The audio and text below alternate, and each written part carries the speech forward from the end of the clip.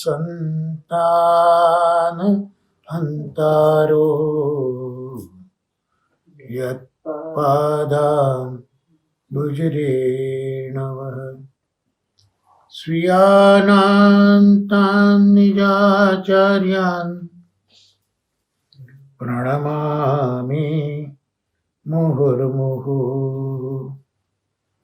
યદનુગ્રહતો જંતુ સર્વદુઃખાતિગો ભવેત તમહં સર્વદા વંદે શ્રીમદ વલ્લભ નંદનમ સુલભ્ય હૃદિ સર્વેષમ શ્રી ગોપીજન વલ્લભમ ગુણગાનમ મુદા કુર્વે તસ્ય તુષ્ટૈ સ્વભાવતઃ વંદે નંદ વ્રજસ્ત્રીણાં પાદરેણુમભ્યક્ષ્ણશ યાસાં હરિકથોદ્ગીતં પુનાતિ ભુવનત્રયમ. માર્ચ મહિનાની શરૂઆત થઈ ગઈ છે. Do March. ચાલ્યા જ કરો, ચાલ્યા જ કરો. લૌકિકમાં તો મને કમને ચાલીએ જ છે, પણ અલૌકિકમાં પણ ચાલુ તો પડશે જ. એટલે આ માર્ચ મહિનામાં અવર માર્ચ ફોર ધ સત્સંગ, it goes ahead with the grace of Shri Mahaprabhuji. આજે 2 માર્ચ આપણો પહેલો મંગળવાર. એમાં વૈષ્ણવ વાર્તા અને શિક્ષાપત્રનું અવગાન શ્રી મહાપ્રભુજીની કૃપાથી શરીરાય ચરણોના અનુગ્રહથી અને પરમ ભગવદ્ય રમેશભાઈ પરીખની કહાનીથી આપણે જોઈશું. આજે આમ તો મહાવદ ચોથ છે, મહાસુદ ચોથ. આપણે દમલાજીને યાદ કર્યા હતા.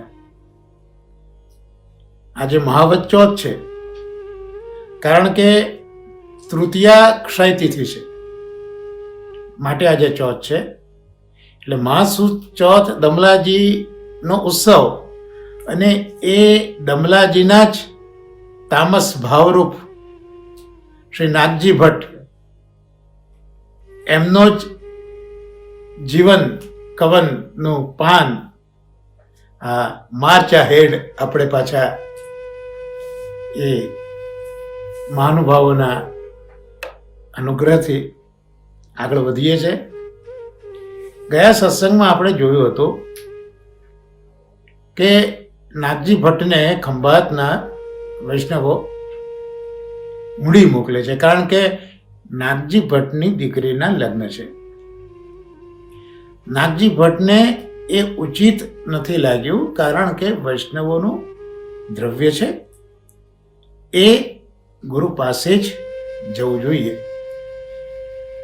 એટલે એ સમયના અનુસાર આપ ગોકુળ તરફ ગોધરાથી જવા કૂચ કરે છે, અને રસ્તામાં મુશ્કેલી ન પડે આટલા દ્રવ્ય સાથે, એટલે એક કાપડી એટલે કાપડિયાનો વેશ ધારણ કરે છે, હાથમાં લાકડી રાખે છે, લાકડી પોલી છે, એમાં પેલું દ્રવ્ય બધું મૂકી દીધું છે, અને કાપડીનો વેશ લઈને ગોકુળ તરફ જાય છે.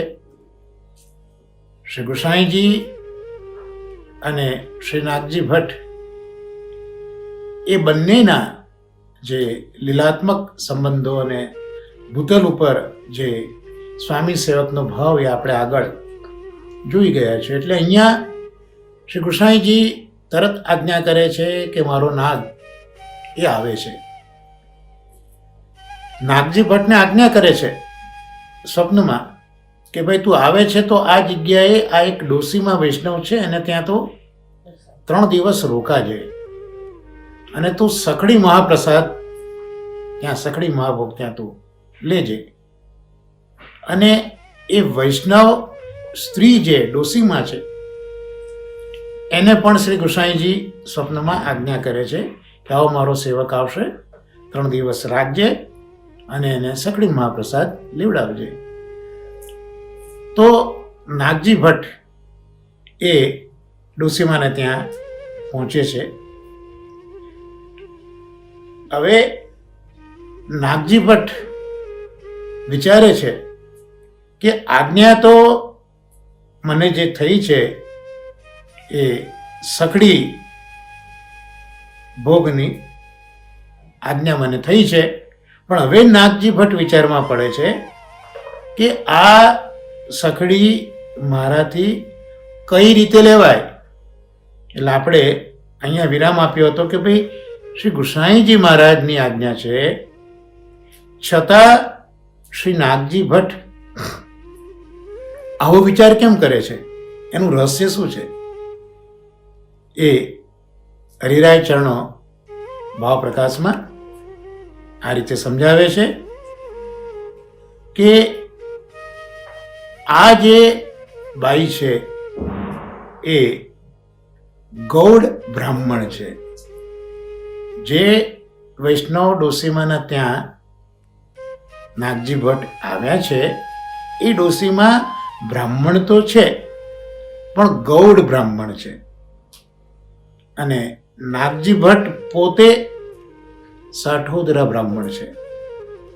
એટલે એ સમય એવો હતો કે જેમાં વર્ણ આશ્રમના ધર્મો ખૂબ જ ચુસ્ત હતા. એટલે રોટી બેટીના વ્યવહાર પણ જે પોતાની જ્ઞાતિમાં પણ સબજ્ઞાતિ જોઈને એ બધા વ્યવહારો થતા. આટલું બધું કડક પાલન વર્ણાશ્રમ ધર્મનું એ હતું. એટલે નાગજી ભટ્ટ અહીંયા વિચાર એ કરે છે કે હું સાઠોદરા બ્રાહ્મણ અને આ ગૌડ બ્રાહ્મણ, એટલે આ જ્ઞાતિ વ્યવહાર નાગજી ભટ્ટના મનમાં આવ્યો. પણ હવે ગુસાઈજી અહીંયા આજ્ઞા કરે છે એ આજ્ઞા પણ નાગજી ભટ્ટ પાળતા નથી. તો એ વિચાર આવે કે નાગજી ભટ્ટ શ્રી ગુસાઈજીના આટલા અનન્ય સેવક હોવા છતાં પણ પોતાના વર્ણાશ્રમ ધર્મના પાલન માટે પોતાના શ્રી ગુરુની આજ્ઞાનું પાલન ન કરવા પણ તૈયાર થયા છે. આપણે શ્રી ભાગવતાર્થ પ્રકરણ જોઈએ છે ત્યાં 48મી કારિકામાં આપણે એક શ્લોક આવી ગયો કે વર્ણ આશ્રમ ધર્મનું પાલન પણ પ્રભુની પ્રસન્નતા માટે કરવું જોઈએ. જો વર્ણ આશ્રમ ધર્મનું પાલન આપણા પ્રભુને રાજી ન કરે તો એ ધર્મ સિદ્ધ થતો નથી. એટલે અત્યારે નાગજી ભટ્ટ ગુસાઈજીની નિકટમાં જ આટલા બધા હોવા છતાં શ્રી હરિરાય ચરણો અહીંયા એ આજ્ઞા કરે છે કે નાગજી ભટ્ટને હજી આ ડોસીના સ્વરૂપનું જ્ઞાન થયું નથી. એટલે મહાપ્રભુજી પણ કહે છે કે જ્યાં સુધી આપણે ફલદશામાં નથી ત્યાં સુધી તો વર્ણ અને આશ્રમના ધર્મ એ મુખ્ય છે. એટલે નાગજી ભટ્ટ ગુસાઈજીના ખૂબ જ અનન્ય સેવક હોવા છતાં નાગજી ભટ્ટને આ ડોસીમાનું જે સ્વરૂપ છે ને એનું હજી જ્ઞાન નથી થયું. એટલે જ્ઞાન નથી માટે જ એમના માટે વર્ણ આશ્રમ ધર્મનું આચરણ એમની નજરમાં મુખ્ય લાગ્યું. એટલે જ ગુસાઈજીની આજ્ઞા છે છતાં પણ એ પોતે એકવાર વિચારમાં તો પડી જ ગયા કે આ જ્ઞાતિ વ્યવહારને જોતા મારાથી સખડી પ્રસાદ કઈ રીતે લેવાય. હરિરાય ચરણો સમજાવે છે કે આ ડોસીમાં એ પણ નિત્ય લીલાનો જ જીવ છે અને ચંદ્રાવલીજીની જ સખી છે. એટલે સ્વાભાવિક છે કે ગુસાઈજીને પોતાની આ સખી માટે સ્નેહ હોય જ, અનુગ્રહ કરવો જ હોય. એનું નામ નિત્યલીલામાં બહુલા છે અને ખૂબ જ સરળ સ્વભાવ છે. અને સરળ સ્વભાવ હોય ને એ પ્રભુને ખૂબ ગમે. એટલે એનો સરળ સ્વભાવ હોવાથી ચંદ્રાવલીજીને નિત્યલીલાની આ બહુલા સખી છે એ ખૂબ જ ગમતી હતી. એટલે આવો સરળ સ્વભાવ એવો આ વૈષ્ણવ ડોસીમાં એ શું એનું સ્વરૂપ છે એ ગુસાઈજીની ઈચ્છા છે કે નાગજી ભટ્ટ જાણે. એટલે આ ડોસીમાના હૃદયના ભાવની ખબર નાગજી ભટ્ટને નથી, એટલે અહીંયા સંદેહ કર્યો.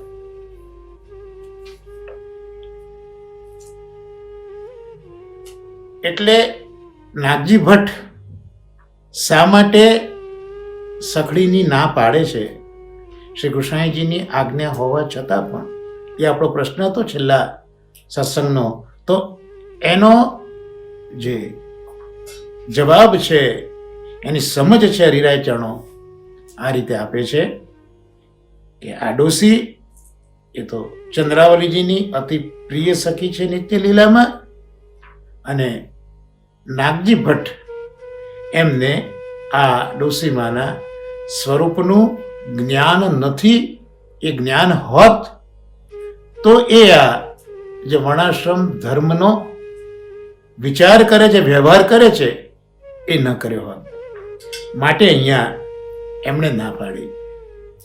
હવે આગળ શું થયું એ આપણે જોઈએ. તો નાગજી ભટ્ટને આ ડોસીમાં કહે છે કે ચાલો હવે ઉઠો, કારણ કે નાગજી ભટ્ટ હમણાં જ આવ્યા છે અને બિરાજ્યા છે. ડોસી આગતા સ્વાગતા કરી છે અને કહે છે કે હવે તમે સ્નાન કરી લો અને મહાપ્રસાદ છે એ મહાપ્રસાદ તમે લઈ લો. તો એ નાગજી ભટ્ટ આ ડોસીમાને કહે છે કે સકડી મહાપ્રસાદ તો હું નહીં લઉં.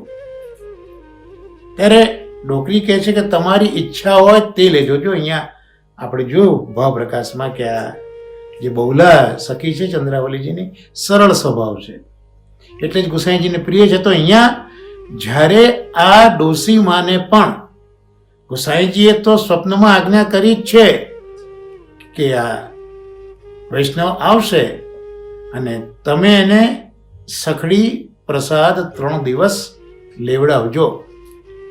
નાગજી ભટ્ટને પણ કરી છે, પણ નાગજી ભટ્ટ ના પાડે છે લેવાની. તો આ ડોસીમાં એને પ્રશ્નો પૂછતા નથી કે ભાઈ શું કામ ના પાડો છો? મને તો ગુસાઈજીની આજ્ઞા જ છે કે સખડી પ્રસાદ જ લેવડાવજો, તો કેમ તમે ના પાડો છો? આવું બધું આ ડોસીમાં વૈષ્ણવ પૂછતા નથી. એ જ બતાવે છે કે નિત્ય લીલાનો સરળ સ્વભાવ અહીંયા પણ આ ડોસીમાં વૈષ્ણવમાં આપણને સ્પષ્ટ દેખાય છે. હશે તમને જેમ ઈચ્છા હોય, એટલે તરત આ વૈષ્ણવ કહે છે કે તમારી જેમ ઈચ્છા હોય એમ તમે લેજો, પણ એક વખત તમે વેગથી સ્નાન તો કરી લો. એટલે નાગજી ભટ્ટ આવીને બેઠા સ્નાન કરીને. તો ડોસીમાએ બાલભોગનો મહાપ્રસાદ, અનસકડી અને દૂધની સામગ્રી ધરી છે અને એ મહાપ્રસાદ નાગજી ભટ્ટ લે છે. નાગજી ભટ્ટ કહે છે મહાપ્રસાદ લઈને કે હવે અમે જઈએ છીએ. જો ગુસાઈજીએ 2 આજ્ઞા કરી છે કે 3 દિવસ તું રોકાજે અને 3 દિવસ સખડી પ્રસાદ તારે લેવાનો છે. તો અહીંયા સખડી પ્રસાદ ન લીધો, અનસખડી, બાલભોગ ઇત્યાદિ સામગ્રી જે પ્રસાદ હતો તે લીધો અને હવે નાગજી ભટ્ટ કહે છે કે હવે તો હું જઈશ. ત્યારે ડોકરી કહે છે કે ભાઈ આજ્ઞા તો 3 દિવસની છે. જો કેટલો સરળ સ્વભાવ છે આ વૈષ્ણવનો. કીધું કે ભાઈ આજ્ઞા તો 3 દિવસની છે. તો એ કહેવાથી, એ યાદ કરાવવાથી નાગજી ભટ્ટ ત્યાં 3 દિવસ રોકાયા અને મહાપ્રસાદમાં અનસખડી જ લીધી. એટલે વાત માની ડોસીમાની, પણ 3 દિવસ રોકાઈને અનસખડી જ લીધી. હવે નાગજી ભટ્ટ વિદાય થાય છે અને શ્રી ગુસાઈજીના દર્શન માટે ગોકુળ તરફ નીકળી પડે છે. હરિરાય ચરણો અહીંયા સમજાવે છે કે 3 દિવસની આજ્ઞા જ કેમ થઈ. શ્રી ગુસાઈજીએ 3 દિવસની આજ્ઞા જ કેમ કરી આપ જ સમજાવે છે. એટલે આ જ શ્રી હરિરાય ચરણોની એક ભાવ પ્રકાશ કરવાની અહીંયા ખૂબી છે કે પૂર્વ પક્ષ પણ આપ કરે છે અને એનો જવાબ પણ આપ જ આપણને આપી રહ્યા છે કે ભાઈ 3 દિવસની આજ્ઞા કેમ કરે છે, શા માટે 2 દિવસની, શા માટે 4 દિવસની? તો એટલા માટે કે નાગજી ભટ્ટ હજી વૈષ્ણવના સ્વરૂપને સારી રીતે જ્ઞાત થયા નથી. એટલે વૈષ્ણવનું સ્વરૂપ છે એનું જ્ઞાન શ્રી નાગજી ભટ્ટને હજી સુધી થયું નથી. કેટલું બધું વિચારવા જેવું આ આજ્ઞાનું વાક્ય શ્રી હરિરાય ચરણોનું છે. જે નાગજી ભટ્ટ ને શ્રી ગુસાઈજીમાં અનન્યતા છે, જે શ્રી નાગજી ભટ્ટને સેવા નથી પધરાવી આપતા, એ નાગજી ભટ્ટ આટલા ઉત્કૃષ્ટ ભગવદીય હોવા છતાં એમને હજી વૈષ્ણવના સ્વરૂપનું સારી રીતે જ્ઞાન નથી થયું. વૈષ્ણવ છે એ સામાન્ય જ્ઞાન છે, પણ આ વૈષ્ણવ નિત્યલીલાનું શું સ્વરૂપ છે એ જે વિશેષ જ્ઞાન છે એવું સારું જ્ઞાન હજી નાગજી ભટ્ટને નથી થયું. તો વિચારીએ આપણે કે આ વૈષ્ણવનું સ્વરૂપ એ જ્ઞાત કરવું, જાણવું કેટલું કઠિન છે કે નાગજી ભટ્ટ જેવા ભગવદીઓ પણ આ તબક્કે તો એ સ્વરૂપને નથી જાણી શક્યા. તો કોઈ પણ વૈષ્ણવના સ્વરૂપનું જ્ઞાન કરવું એ ખૂબ અઘરું છે. એ જ્યારે ગુરુ કૃપા થાય, ભગવદ કૃપા થાય, ત્યારે જ વૈષ્ણવના સ્વરૂપનું જ્ઞાન થાય છે. ત્યાં સુધી જ્ઞાન નથી થતું. બહુ જ મુશ્કેલ છે અત્યારના વૈષ્ણવના સ્વરૂપને જાણવું. અને એ વૈષ્ણવનું સ્વરૂપ યથાર્થ આપણને જ્ઞાત થાય એટલે હરિરાય ચરણોએ આપણને જે છદ્મવેશી વૈષ્ણવો છે, એ છદ્મવેશી વૈષ્ણવો જે કપટતાથી વૈષ્ણવ થયા છે, એમનાથી સાવધ રહેવાની આપણને આજ્ઞા કરે છે. દુસંગ વિજ્ઞાન નિરૂપણ ગ્રંથ હરિરાય ચરણોનો છે, હરિરાય વાંગ મુક્તાવલીમાં, ત્યાં આજ્ઞા કરે છે. આમ વૈષ્ણવના સ્વરૂપનું સારી રીતે જ્ઞાન તો જ્યારે ગુરુ કે ઠાકોરજી કૃપા કરે તો જ સંભવ બને છે. એટલે આ ડોકરીનો સંગ નાગજી ભટ્ટ કરે તો એ વૈષ્ણવના હૃદયનો અગાધ ભાવ જતાવો છે શ્રી કૃષ્ણજીએ. સારી રીતનું જ્ઞાન નથી ને. એટલે ગુસાઈજીની ઈચ્છા છે કે આ ડોસીના માધ્યમથી વૈષ્ણવના હૃદયનો જે અગાધ ભાવ છે, અને આમે એવું કહે છે કે મહાપુરુષોના હૃદય તો સાગરથી પણ અગાધ છે. આવું કહેવામાં આવ્યું છે કે મહાપુરુષોના હૃદય તો સાગરથી પણ અગાધ છે. એટલે સાગર અગાધ છે, એના કરતાં પણ વધારે અગાધતા એ વૈષ્ણવોના હૃદયની છે. અને એ ભાવ એ શ્રી ગુસાઈજી આ નાથજી ભટ્ટને જતાવો છે. એટલે ગુસાઈજી આ નાથજી ભટ્ટને આ ડોકરીને ત્યાં રહેવાની આજ્ઞા કરે છે. અને સખડી મહાપ્રસાદની જ આજ્ઞા કરી, એનું પણ શું કારણ? તો ત્યાં હરિરાચરણો કારણ સમજાવે છે કે સખડી જે છે એ પૂર્ણ સ્નેહનું સ્વરૂપ છે. કારણ કે આમે જે સખડી છે એમાં જે સ્વામિનીજી છે એનો ભાવ મહાનુભાવો સમજાવે છે. એટલે જે પૂર્ણ સ્નેહ છે એ તો સ્વામિનીજીનો જ છે. તો પૂર્ણ સ્નેહનું જે સ્વરૂપ છે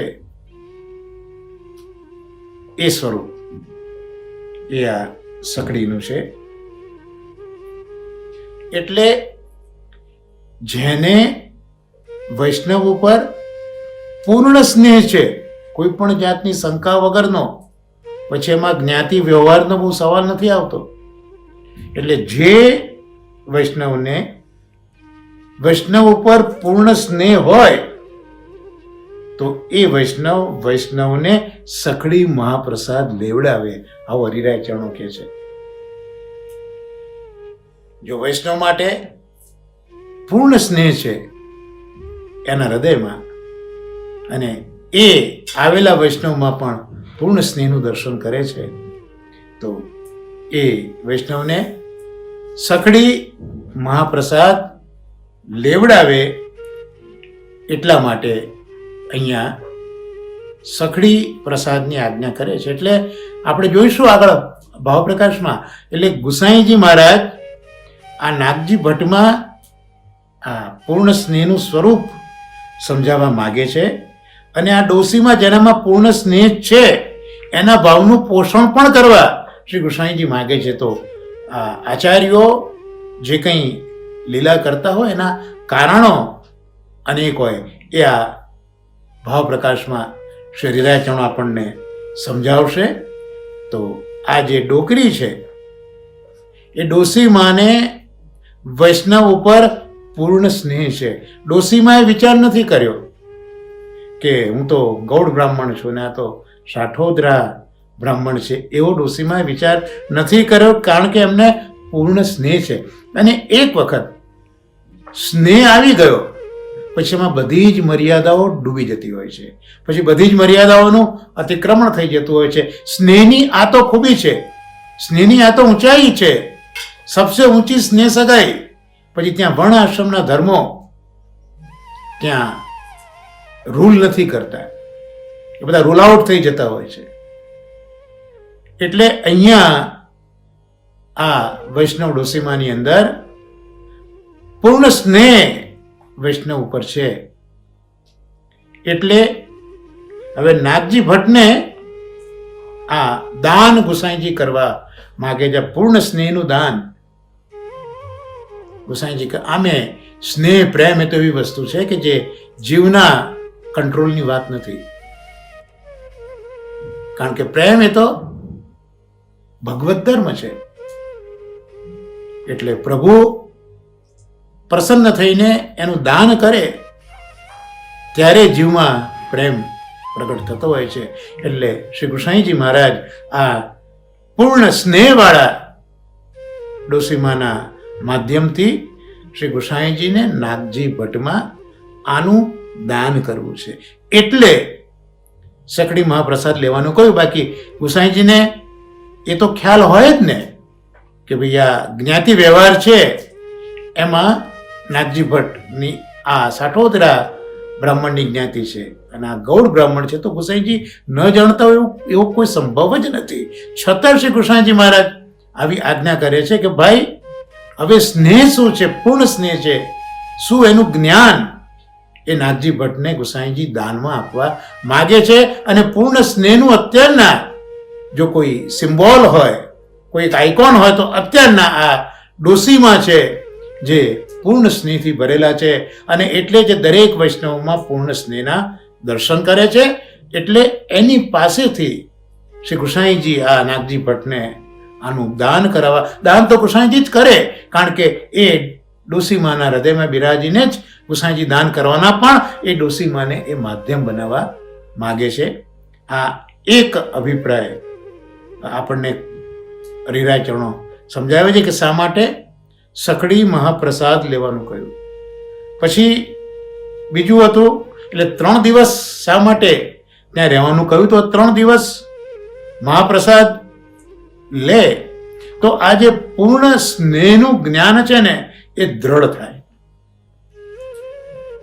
સખડીની આજ્ઞા કરી, શા માટે એ પણ હરિરાય ચરણે સમજાયું.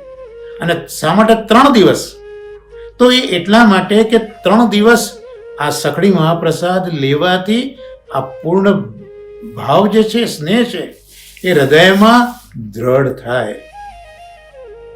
એટલે અહીંયા આ 3 દિવસની આજ્ઞા કરે છે.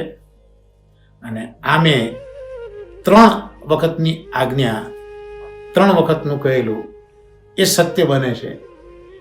આચાર્ય ચરણોને પણ આ ભૂતલ છોડવા માટે પ્રભુએ જે આજ્ઞા કરી, અંતઃકરણ પ્રબોધમાં આપે કહ્યું છે, 3 વખત જ આજ્ઞા કરી છે. આજ્ઞા પૂર્વમ તોયા જાતા, ગંગા સાગર સંગમે પહેલી આજ્ઞા, યાપી પશ્ચાન મધુવને બીજી આજ્ઞા મધુવનમાં. એ બંને આજ્ઞાનું પાલન મારાથી થયું નથી. તૃતીય લોક ગોચર, અને આ 3જી આજ્ઞા થઈ. એટલે 3 વખત કહેલું હંમેશા સત્ય બને છે. ત્રિદેવો સત્ય ભક્તિ.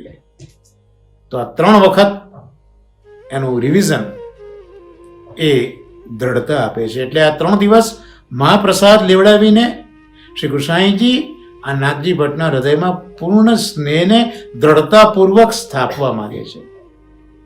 અને બીજું કારણ એ બતાવે છે, જે મેં આગળ કહ્યું કે ગુસાઈજીને દાન કરવું છે, અને આ ડોસીમામાં જે પૂર્ણ સ્નેહ છે એ ભાવનું પોષણ પણ કરવું છે. કારણ કે જો જીવનું પોષણ પણ ન થાય તો પણ કાળક્રમે કાલ પ્રભાવથી એ ભાવ કદાચ ઓછો થઈ શકે કરાલ કલિકાલમાં. એટલે ગુસાઈજી આ ડોકરીના ભાવથી ગુસાઈજી નાગજી ભટ્ટને 3 દિવસ ત્યાં સખડી લેવા માટે આજ્ઞા કરે છે, કે જેથી પૂર્ણ સ્નેહ આ વૈષ્ણવ ડોસીમાં છે એના હૃદયને, વૈષ્ણવના હૃદયને સારી રીતે જ્ઞાત કરી શકે. અને બીજું, આ આજ્ઞામાં જે ડોસીમાં વૈષ્ણવ છે એમના ભાવનું પોષણ પણ શ્રી કૃષ્ણજી આ રીતે કરી દેતા હોય છે. પણ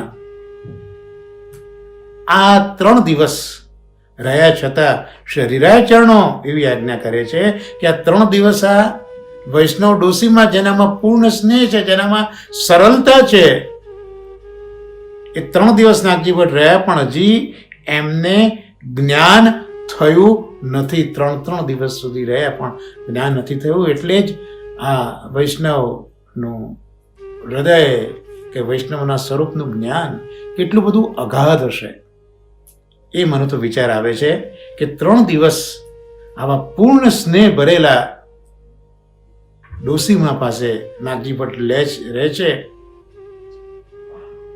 ભલે સખડી પ્રસાદ ન લીધો પણ અનસખડી તો લીધી ને 3 દિવસ સુધી, છતાં પણ હજી જ્ઞાન નાગજી ભટ્ટને નથી થતું. કેટલું બધું અઘરું છે વૈષ્ણવના સ્વરૂપનું જ્ઞાન આપણે જાણવું. અને આ 3 દિવસ પછી હવે નાગજી ભટ્ટ ગોકુળ પહોંચે છે. એટલે એ પહોંચવાના હતા એની થોડી વાર પહેલા શ્રી કૃષ્ણજી સ્નાન કરી અને વૈષ્ણવને કહે છે પાછા કે આ આજે મારો નાગ આવવો જોઈએ. ખૂબ સુંદર આજ્ઞા મને લાગી. આજે મારો નાગ આવવો જોઈએ. આપણે તો પ્રભુને મારા મારા કહીએ, પ્રભુ મોર, પ્રભુ મોર, પ્રભુ મોર, પ્રભુ મારા છે. પણ જે વખતે પ્રભુ કે ના તું મારો છે, તે વખતે આપણા જીવનની કૃતાર્થતા છે. પ્રભુ હું તમારો છું, તમારો છું, તો આપણે કયા જ કરે છે કૃષ્ણ તવાસ્મી. પણ એ કૃષ્ણ જ્યારે એમ કે ના તું મારો જ છે, ત્યારે આપણું વૈષ્ણવી જીવન સફળ છે. તો અહીંયા તો ગોસાઈજી કહે છે કે ગોસાઈજી કહી શક્યા હોત કે આજે નાગજી ભટ્ટ આવવા જોઈએ, મેરો નાગ આજ આવ્યો જોઈએ. કેટલા પરસ્પર હૃદય મળી ગયા હશે. મારો નાગ કેટલા બધા સ્વીકારી લીધા હશે ગોસાઈજી નાગજી ભટ્ટને કે આજે મારો નાગ એ આવવો જોઈએ. ગોસાઈજી મહારાજ સ્નાન કરી, ધોતી ઉપરણ ધારણ કરી, ગાદી પર બિરાજીને શંખ ચક્ર ધારણ કરે છે. તો આ શંખ ચક્ર કેમ ધારણ કરે છે? તો શંખ ચક્ર ધારણ કરવા એ પણ વૈષ્ણવોનું એક કર્તવ્ય છે. કારણ કે આપણે બધા જે મહાવિષ્ણુ ઠાકોરજી એના આપણે બધા ઉપાસક છીએ. એટલે શાસ્ત્રો કહે છે કે દેવમ ભૂતવા દેવમ જજેત. તમારે જે દેવનું પૂજન કરવું છે એ દેવ જેવા તમે થઈને તમારા દેવની પૂજા કરો. જેમ બ્રાહ્મણો શિવજીની પૂજા કરે તો ભસ્મ લગાવે, રુદ્રાક્ષ પહેરે, કારણ કે શિવજી પણ ભસ્મ લગાવે છે. એટલે આપણે લૌકિક રીતે જો વિચારવું હોય અને લાઇટ સાઈડ બહુ એક શું કહેવાય હળવા ટોનમાં જો આપણે વિચારીએ તો આપણે ત્યાં આજકાલ એક રિવાજ છે કે ભાઈ કોઈક પ્રસંગ કેવો કંઈ ઉજવાતો હોય તેમાં તમને ડ્રેસ કોડ આવે કે ભાઈ આ પ્રસંગમાં તમે આવો છો તો આ ડ્રેસ કોડ પહેરીને આવવું. એટલે ત્યાં એક સમાનતાની ભાવના ત્યાં પ્રગટ થતી હોય. એમ આપણે જ્યારે આપણા દેવ પાસે જઈએ ત્યારે આપણા દેવોએ જે જે ચિહ્નો ધારણ કર્યા છે, કારણ કે શંખ ચક્ર ગદા પદ્મ એ આપણા દેવે ધારણ કરેલા છે. દ્વારકાધીશજીનું સ્વરૂપ જુઓ, મથુરાધીશજીનું સ્વરૂપ જુઓ, શંખ ચક્ર ગદા પદ્મ એ ધારણ કર્યા છે. તો આપણે પણ આપણા દેવની પાસે જઈએ ત્યારે એમના જેવા ચિહ્નો ધારણ કરવા જોઈએ. આવી પણ શાસ્ત્રની આજ્ઞા છે અને આપણા આચાર્યોની પણ આજ્ઞા છે. એટલે શ્રી કૃષ્ણજી મહારાજ પણ અહીંયા શંખ ચક્ર ધારણ કરતા હતા. આજે વૈષ્ણવી ચિહ્નો છે એમ વૈષ્ણવોએ પણ આ રીતે ચિહ્નો બધા સેવામાં એટલીસ્ટ જતી વખતે ધરવા જોઈએ. આવું મહાનુભાવ આગળથી મેં સાંભળ્યું છે. તો ગોસાઈજી આ શંખ ચક્ર ધારણ કરતા હતા. એ જ વખતે નાગજી ભટ્ટ આવ્યા, ગોસાઈજીને દંડવત કર્યા. ગોસાઈજીએ પૂછ્યું કે નાગજી તું ક્યારે આવ્યો? નાગજી ભટ્ટ ગોસાઈજીને વિનંતી કરે છે કે હમણાં જ હું તો આવ્યો. ત્યારે નાગજી ભટ્ટને પૂછે છે તું માર્ગમાં કયા કયા વૈષ્ણવને ત્યાં રહ્યો હતો? શું ગોસાઈજી જાણતા નથી શું કે નાગજી ભટ્ટ ક્યાં થઈને આવ્યો છે? છતાં પણ પૂછે છે. આ જ એક સજાગ આચાર્યનું લક્ષણ છે. એક આ પૂછવાની પદ્ધતિ છે. તું ક્યાં ક્યાં રહ્યો અને શું શું પ્રસાદ ને લીધો એમ પૂછે છે. ત્યારે નાગજી ભટ્ટ કહે છે કે આ પેલી ડોકરીના ત્યાં હું 3 દિવસ તો રહ્યો અને અંતસખડી મહાપ્રસાદ મેં લીધો. આ સાંભળીને ગોસાઈજી કહે છે કે આ તો મારી અંતરંગીની સેવકની છે. આપણે નિત્યલીલામાં જોયું ને, સરળ સ્વભાવવાળી આ બહુલા છે. આ તમારી અંતરંગીની સેવક છે અને એના ઘરે તેમ સખડી મહાપ્રસાદ કેમ ના લીધો? અને આટલું કહીને ગોસાઈજી પીઠ દઈને બેઠા. જે અનન્ય સેવક છે ગોસાઈજીના નાગજી ભટ્ટ, એમને પીઠ કરી. કારણ કે પીઠ વિરાટ સ્વરૂપમાં અધર્મનું સ્વરૂપ છે. એટલે આજ્ઞા હોવા છતાં નાગજી ભટ્ટે પાલન નથી કર્યું અને એના કરતાંય આ તો અંતરંગીની સખી છે એને ત્યાં સખડી પ્રસાદ ન લીધો. ગોસાઈજીને ન ગમ્યું, પીઠ કરીને બેઠા. એનો ભાવ પ્રકાશ સમજાવે છે કે આ નાગજી ભટ્ટને ભાવનું દાન કરવું છે. એટલે તો પેલા ડોસીમાને ત્યાં 3 દિવસ સખડી મહાપ્રસાદ લેવાની આજ્ઞા કરી. ગુસાઈજી મહારાજ વિચારે છે, તોય તને સંદેહ થયો?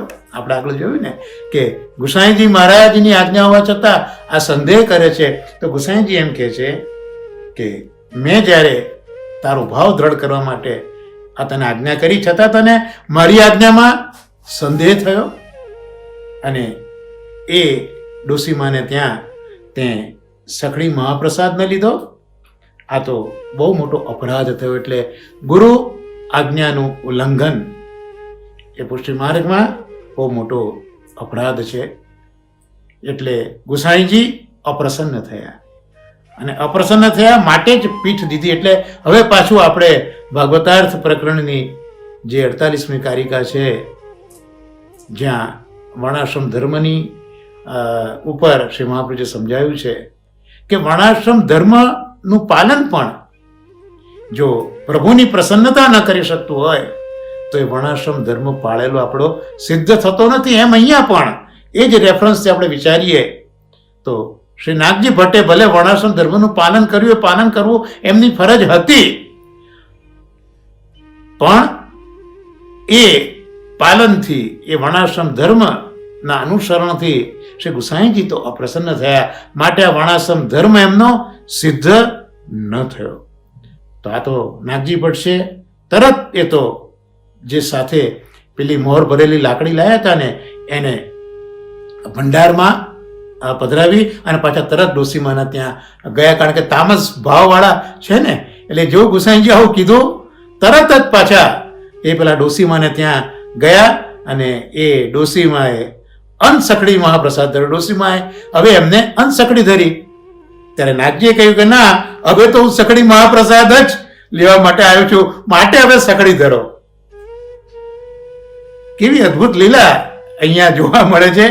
ત્યારે એ ડોસીમાં બહુ જ પ્રસન્ન થયા. અહીંયા ડોસીમાં પ્રસન્ન થયા તો ગુસાઈજીને જે ઈચ્છા હતી કે આ ડોસીમાના ભાવનું પોષણ પણ મારે કરવું છે, તો અહીંયા આ રીતે આ ડોસીમાનો જે ભાવ પૂર્ણ સ્નેહનો વૈષ્ણવમાં, એ ભાવનું અહીંયા પોષણ પણ થયું. કારણ કે પોષણ થયું માટે જ તો પ્રસન્નતા એ ડોસીમાના મુખ ઉપર આવી.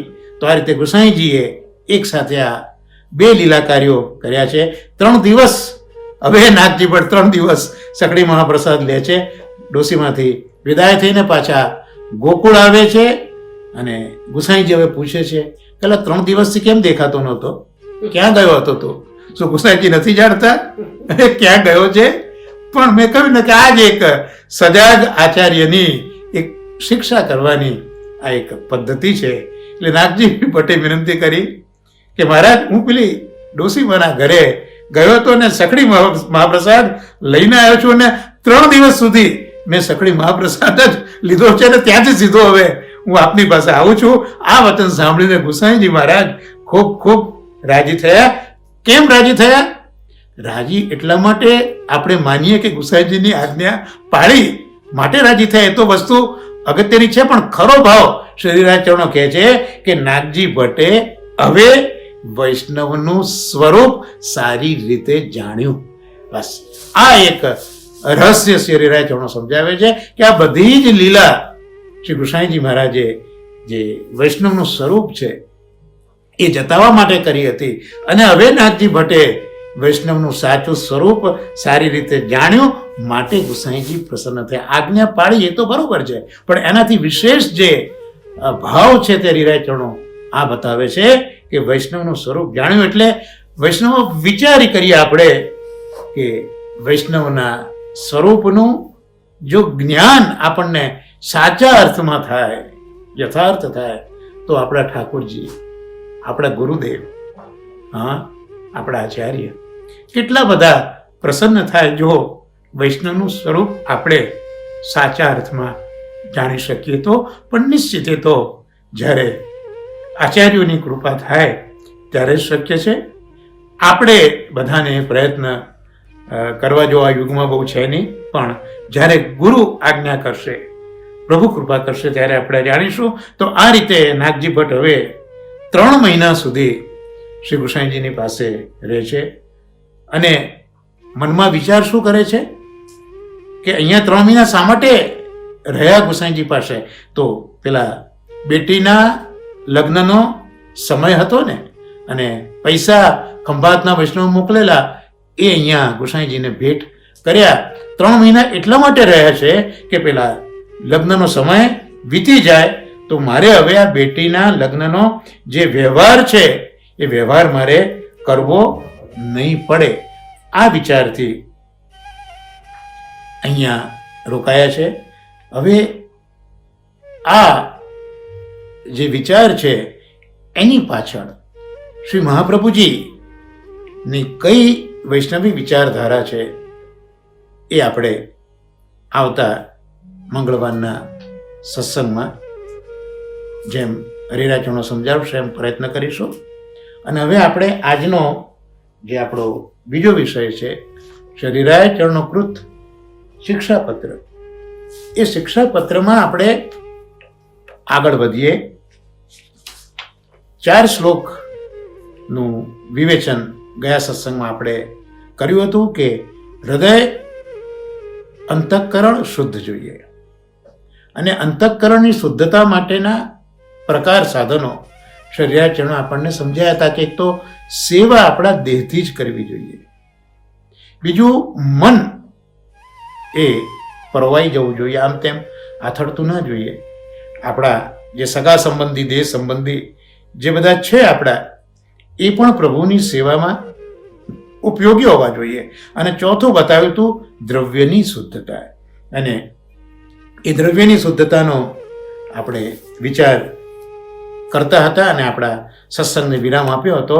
તો જે દ્રવ્ય છે, જે દ્રવ્ય પ્રભુ માટે, જે દ્રવ્ય ગુરુ માટે, જે દ્રવ્ય વૈષ્ણવ માટે ખર્ચાય, એ જ દ્રવ્ય દૈવી દ્રવ્ય છે એમ હરિરાચરણે આપણને સમજાવ્યું હતું. અને એ જે જો હૃદય વૈરાગ્યપૂર્ણ હોય તો ત્યાં તો દ્રવ્યની બહુ લાલસા હોતી નથી, અને દ્રવ્યનો વિનિયોગ કેવો ઉત્કૃષ્ટ રીતે થાય છે એના આપણે 2 દ્રષ્ટાંતો પણ જોયા હતા. પેલા ગુલાબનો પ્રસંગ જોયો હતો ગયા સત્સંગમાં, ખડબૂચાનો પ્રસંગ પણ આપણે જોયો હતો.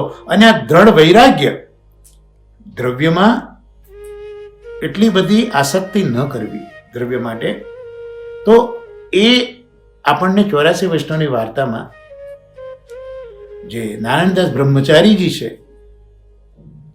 એમના પ્રસંગમાં પણ જોવા મળે છે કે નારાયણદાસ બ્રહ્મચારી બાળપણથી જ એ તો બ્રહ્મચારી હતા, પણ હરિરાચરણો ત્યાં એ બતાવે છે કે નાનપણથી એમને ધન કમાવાનો ખૂબ જ પ્રયત્ન કર્યો છે.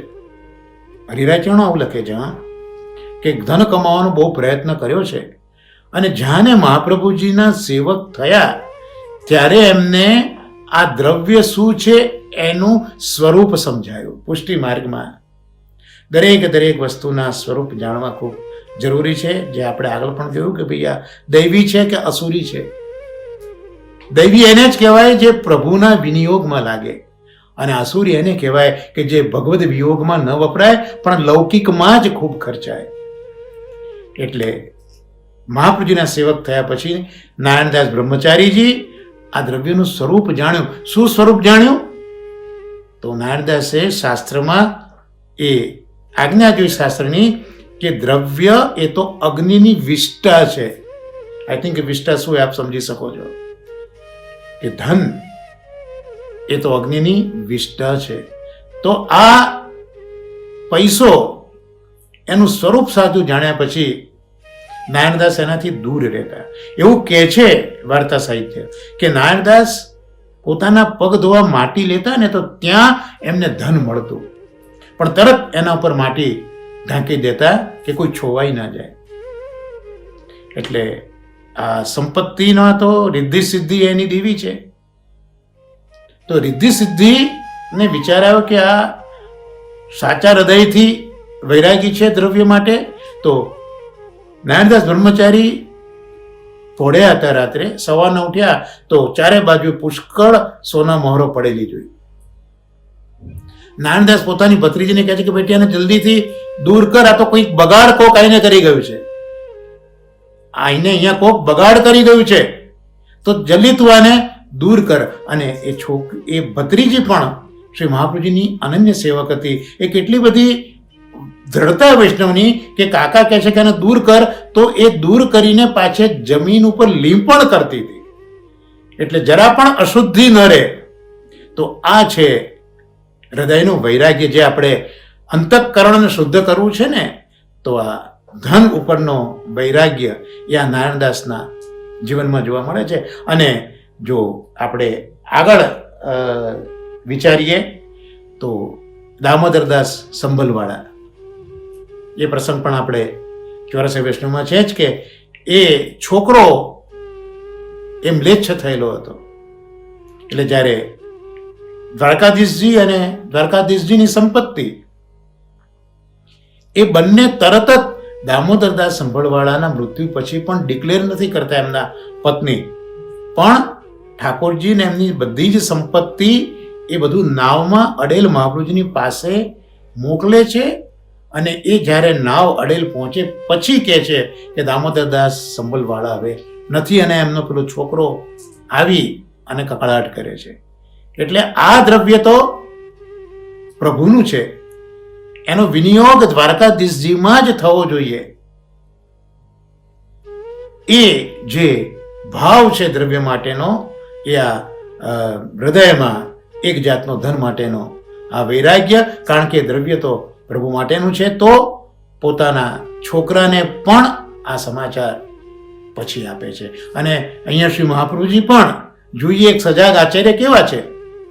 મહાપ્રભુજી વિચારે છે કે આણે તો બધું મોકલી દીધું, પણ એ છોકરાને, એના છોકરાને જ્યારે ખબર પડશે તો એ છોકરો ક્લેશ કરતો આવશે, તો ક્લેશનો લેશ પણ હોય ત્યાં કૃષ્ણ કોઈ દિવસ બિરાજતા નથી. એટલે ભલે એ બાઈનો ભાવ ખૂબ અદ્ભુત હતો, પણ સજાગ આચાર્ય શ્રી મહાપ્રભુજી પેલો છોકરો આવીને આ દ્રવ્ય માટે ક્લેશ કરે, તો મારા કૃષ્ણને એક લેશ પણ ન ગમે, તો એ બધું જ દ્રવ્ય શ્રી મહાપ્રભુજી ત્યાં નદીની અંદર પધરાવી દે છે. અને માત્ર ઠાકોરજીને જ પોતાના ત્યાં પધરાવે છે. અને એ વખતે શ્રી ગોપીનાથજી પણ બાળ સ્વરૂપમાં હતા, અને આપે એટલી જ આજ્ઞા કરી કે ઓહો, દ્વારકાધીશજી લક્ષ્મી સહિત પધારે છે. ત્યારે મહાપ્રભુજીએ પોતાના આ બાળકને એ જ આજ્ઞા કરી હતી કે મારો પુત્ર થઈને પ્રભુના દ્રવ્યમાં દ્રષ્ટિ કરી તે યોગ્ય નથી. ત્યારે આ તો બાળક પણ શ્રી મહાપ્રભુજીના હતા. તો આપ કહે છે કે ના પિતાજી, પણ આ દ્વારકાધીશજીનું સ્વરૂપ મેં જ્યારે દામોદરદાસ સંભળવાળા ત્યાં જોયેલું, ત્યારે મને એ સ્વરૂપ સેવામાં પ્રાપ્ત થાય તો એવી ભાવના મેં કરી હતી, અને આ પ્રભુ પધાર્યા એટલે મારો આ ઉમંગ છે. અને જો પ્રભુના દ્રવ્યમાં કોઈ દ્રષ્ટિ કરે તો એનો વંશ નિર્વંશ જજો, આવું એ ગોપીનાથ ચરણોએ બાલ્યાવસ્થામાં આજ્ઞા કરી છે. તો હું એ કહેવા માંગુ છું કે આ જે દ્રવ્ય વિશેની જે વાત છે એ અહીંયા આપણે જોઈ, તો હવે વિચાર આપણને એ આવે કે ભાઈ આ પુત્ર બંધુ આ બધું જ જો ભગવત સેવામાં અનુકૂળ આપીને ઠાકોરજીમાં વૃદ્ધિ થતી હોય, તો પછી એને આપણે સ્નેહ કરવો જોઈએ. નહીં તો આ બધા સગાવાલામાં પણ સ્નેહ કરવો ન જોઈએ. તો હવે 5મા શ્લોકની અંદર આટલી આપણે જે એક બેકગ્રાઉન્ડ જોવું હતું 5મા શ્લોકમાં સમજ્યા પહેલાં, તો હવે 5મો શ્લોક શરીરાય ચરણો સમજાવે છે કે પ્રાતિકૂલ્યે યથાત્યાગ પ્રભ્વ સંબંધી વસ્તુન ધનેશો નિસ્પૃહ સેવો પયોગિત્વેન રક્ષણમ. જેમ ઠાકોરજીના વિનિયોગમાં ન આવે એવી વસ્તુનો ત્યાગ ઉચિત છે, એ જ રીતે ભાર્યાદિક પુત્રી પતિ બાળકો એ જો પ્રતિકૂળ હોય તો તેમનો પણ ત્યાગ કરવો, આવું શ્રી હરિરાય ચરણો આજ્ઞા કરે છે. ધનની ઈચ્છા પણ ન રાખવી. આપણે હમણાં જે આ ધનની શુદ્ધિની વાત કરી હતી, આગલા 4 શ્લોકોમાં જે હરિરાય ચરણો કહે છે એનું જ અનુસંધાન આ 5મા શ્લોકમાં આપણે જોવા મળે છે કે જે સગા સંબંધી છે એ પણ જો સેવામાં પ્રતિકૂળ હોય તો એનો ત્યાગ કરવાની આજ્ઞા શ્રી હરિરાય ચરણો કરે છે. એવી રીતે ધનની પણ ઈચ્છા ન રાખવી, પણ જો ધન હશે તો સેવા સારી રીતે આપણે કરી શકીશું. એટલે સેવામાં ધન ઉપયોગી છે માટે એનું રક્ષણ કરવું જોઈએ, એમાં બીજી કોઈ મમતા હોવી ન જોઈએ. પણ એ ધન હશે તો પ્રભુને લાડ લડાવી શકીશું એ માનીને ધનનું રક્ષણ કરવાનું છે. એટલે વિવેચનમાં શ્રી ગોપેશજી આપણને સમજાવે છે કે જે વસ્તુ ટૂંકમાં પ્રભુ સંબંધી નથી તેનો તો પુષ્ટિ માર્ગની અંદર ત્યાગ કરવો એ જ યોગ્ય છે. અને એટલે જ ભાર્યાદિક વગેરે ભગવત સેવામાં જો પ્રતિકૂળ હોય તો એમનો ત્યાગ કરવો એ યોગ્ય છે. એ સ્ત્રીમાં અનુરાગ કે સ્નેહ ન રાખવો. પ્રભુ સંબંધથી રહિત એવા ભાર્યાદિક હોય એના મનને ભગવદ ભાવ તરફ દોરવાનો પ્રયત્ન ચોક્કસ કરવો. પણ ઠાકોરજીનો સ્પર્શ સર્વ કોઈ જીવને ન કરાવવો. શ્રી આચાર્યજીના કુલ દ્વારા પુષ્ટિ માર્ગમાં જેનું નામ નિવેદન થયું છે એવા મર્યાદી જે વૈષ્ણવો છે એ જ પુષ્ટિસ્થ પ્રભુનો સ્પર્શ કરી શકે. એટલે એવા જો ન હોય તો આપણે ઠાકોરજીનો સ્પર્શ પણ કરવા ન દેવો.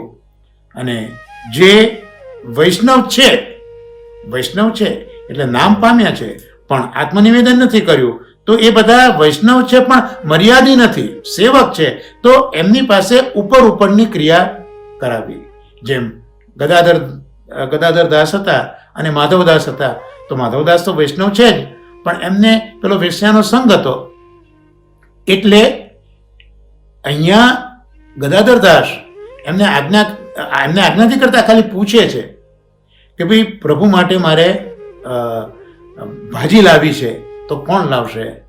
ત્યારે માધવદાસ કહે છે કે હું લાવી શકું, કારણ કે જાણે છે કે એમ એ પોતે મર્યાદી સેવક નથી, કારણ કે એમને પેલા બાઈ રાખ્યા છે. એટલે પોતે વિવેકથી આ કે છે મહાપ્રભુજીના સેવક છે ને કે હું શું લાવી શકું, એનું કારણ એ કે હું આ ઠાકોરજીની સેવા કરી શકું. ત્યારે ગદાધરદાસ એમને આ કહ્યું ને કે સેવક હોય તો ઉપરની સેવા કરાવી, મર્યાદી નથી તો ઉપરની સેવા કરાવી. તો એ માધવદાસને બથવાની ભાજી લેવા માટે મોકલે છે.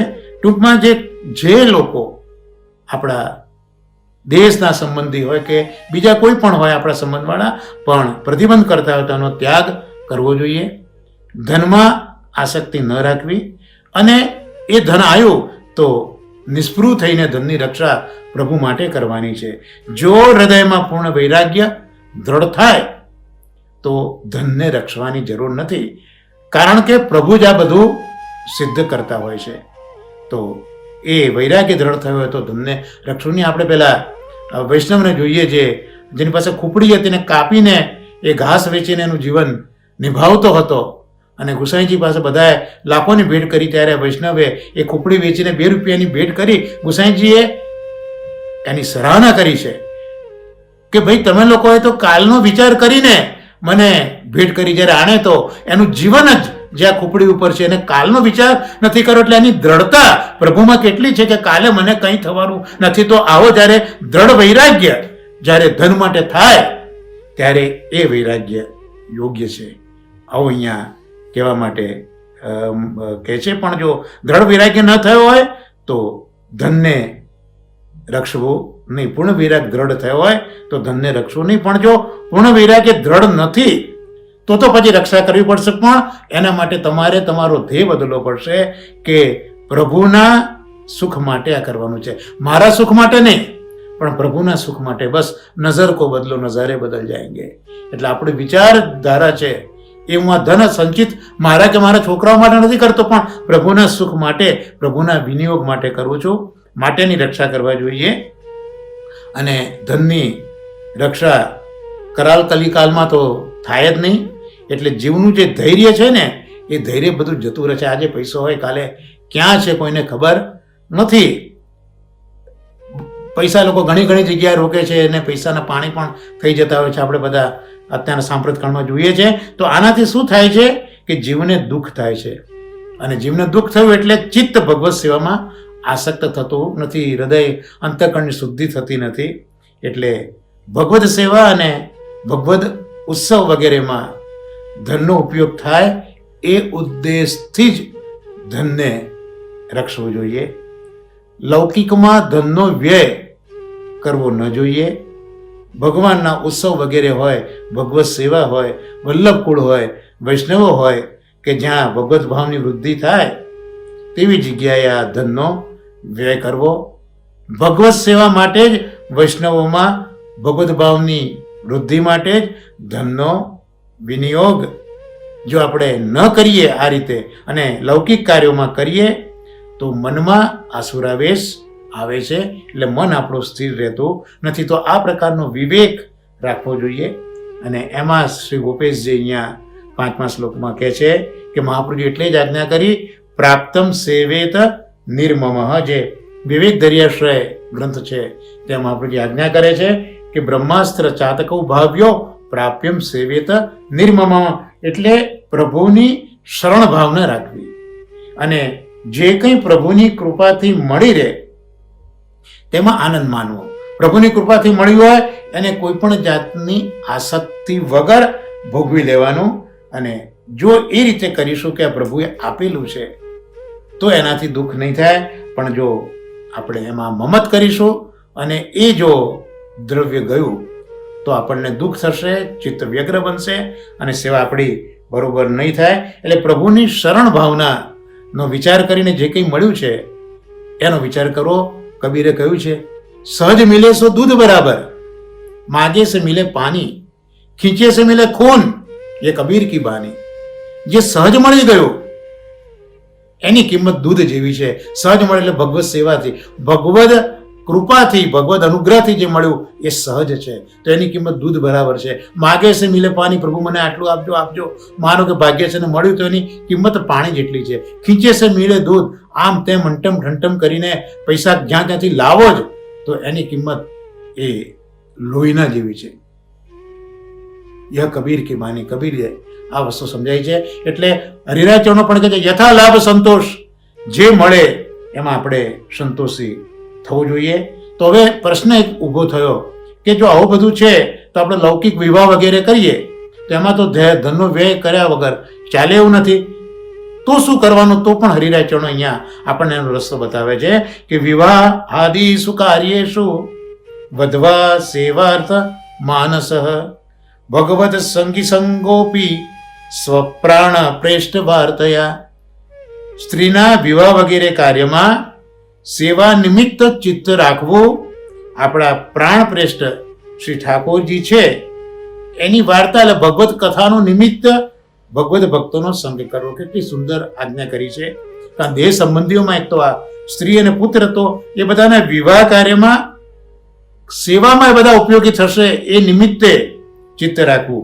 અને જે ભગવદીઓ છે એની સાથે આપણે સત્સંગ કરીએ એ પણ એટલા માટે કે ભગવદ કથાનું નિમિત્ત કરીને સંગ કરવો જોઈએ. બીજા કોઈ કારણથી એ ભગવદીઓનો સંગ પણ ન કરવો જોઈએ. ગોપેશજી સમજાવે છે કે વિવાહિક લૌકિક કાર્યોમાં તો ધનનો વ્યય કરવો જ પડે, એમના કઈ રીતે ચાલવાનું હતું? તો એનો ઉત્તર આપે છે કે વૈષ્ણવે પોતાના વિવાહ તથા પુત્રાદિકના વિવાહના પ્રસંગે ભગવદ સેવાનો જ વિચાર કરવો. ભગવત સેવામાં જો અધિક સેવકો હોય તો સેવા માર્ગ સારી રીતે સેવી શકાય. એટલે સ્ત્રી પુત્ર પૌત્રાદિક જો ભગવત સેવામાં સહાય આપે તો પ્રભુને શ્રમ થતો નથી, પ્રભુનું સુખ વધે છે. એટલે આમ વિવાહ વગેરે જે કાર્યો છે એમાં પણ આ બધા ભગવત સેવાના પોષક છે એમ માનીને આ બધા કાર્યો કરવા. આપણી જે લૌકિક સુખ ભોગવવાની ભાવના છે એ ભાવનાથી નહીં, તો એ કાર્યોમાં જે કંઈ ધનનો પણ વ્યય કરવો હોય તો એના માટે શ્રી ઠાકોરજીની આજ્ઞા હોય એ પ્રમાણે જ કરવો. ઠાકોરજી જેટલું દ્રવ્ય ખર્ચવાની આજ્ઞા કરે એટલું જ દ્રવ્ય વૈષ્ણવે પ્રભુ પ્રત્યે દાસ ભાવ વિચારીને ખર્ચવો જોઈએ. આ બધો ખર્ચ આજકાલ આપણે જે જોઈએ છે લગ્ન સમારંભોમાં જે લખલૂટ ખર્ચા થાય છે, તો શ્રી ગોપેશજી કહે છે કે લૌકિક પ્રતિષ્ઠાના લોભથી અધિક અઘટિત દ્રવ્યનો વ્યય આ વિવાહ વગેરે કાર્યોમાં જો વૈષ્ણવ કરશે તો ઠાકોરજીનો મોટો અપરાધ પડશે, એવી અહીંયા આજ્ઞા કરે છે. અને આ બધા ભગવદીઓના સંઘની પણ જે વાત કરી, તો ભગવદીઓનો સંઘ પણ કોઈ લૌકિક કે વૈદિક પ્રતિષ્ઠા માટે ન કરો કે ભાઈ આ બહુ મોટા ભગવદીય છે, ચાલો એમની સાથે આપણે ઓળખાણ કરીએ. તો લૌકિક વૈદિક પ્રતિષ્ઠા આપણી પ્રસ્થાપિત કરવા કે આટલા મોટા વૈષ્ણવને તમે ઓળખો છો, તો એ ભગવદીઓનો સંઘ પણ લૌકિક વૈદિક પ્રતિષ્ઠા માટે ન કરવો, પણ ઠાકોરજીની જે વાર્તા છે એ વાર્તા કરવા માટે જ આપણે આ સંઘ કરવો જોઈએ. પોતાનું મહત્વ સ્થાપવા માટે કોઈ પણ ભગવત ધર્મ ન આચરવો જોઈએ, કારણ કે અંતર્યામી સમસ્તાનામ ભાવમ જાનાતિ માનસમ તત્સેવા પ્રકુર્વિતમ યાવત જીવન સ્વધર્મત ન ફલાર્થમ ન ભોગાર્થમ ન પ્રતિષ્ઠા પ્રસિદ્ધ. આપણી પ્રતિષ્ઠા આપણી પ્રસિદ્ધિ એના માટે આ ભગવદીઓના સંઘ પણ ન કરવા. આવો ભગવત ધર્મ એ જ સ્વધર્મ છે એવું વિચારીને દીનતાપૂર્વક ભગવત ધર્મનો આપણે પાલન કરવું જોઈએ. તો આ સાથે શ્રીરાય ચરણોના જે શિક્ષાપત્ર છે એમાં પહેલા શિક્ષાપત્રમાં 5મો અને 6ઠ્ઠો શ્લોક એનું પણ અવગાહન શ્રી ગોપેશજી મહારાજના અનુગ્રહથી અને પરમ ભગવતી રમેશભાઈની કાનીથી આપણે આ 6 શ્લોક સુધીનું અવગાહન કર્યું છે. આવતા મંગળવારે શ્રીરાય ચરણો જેમ પ્રેરણા કરશે તેમ આપણે જોઈશું. તો આશ્રયના પદ સાથે આપણે આ સત્સંગને વિરામ આપીશું. શ્રી વલ્લભ પ્રભુ કરુણા સાગર જગત ઉજાગર ગાઈએ શ્રી વલ્લભ કે ચરણ કમલ કી બલી બલી બલી जाइए वैष्णव सृष्टि समाज संग मिल जीवन को फल पाइए श्री वल्लभ गुण गाइए याते रसिक कहाइए श्री वल्लभ प्रभु करुणा सागर जगत उजागर गाइए श्री वल्लभाधीश की जय. श्याम सुंदर श्री हमने महाराज श्री गोवर्धन नाथ की जय. तो आप सर्वे वैष्णवों ने महाराज ने वर्षाना भगवत स्मरण आ सत्संग में विराम आपीए. जय श्री कृष्ण. श्री वल्लभाधीश की जय.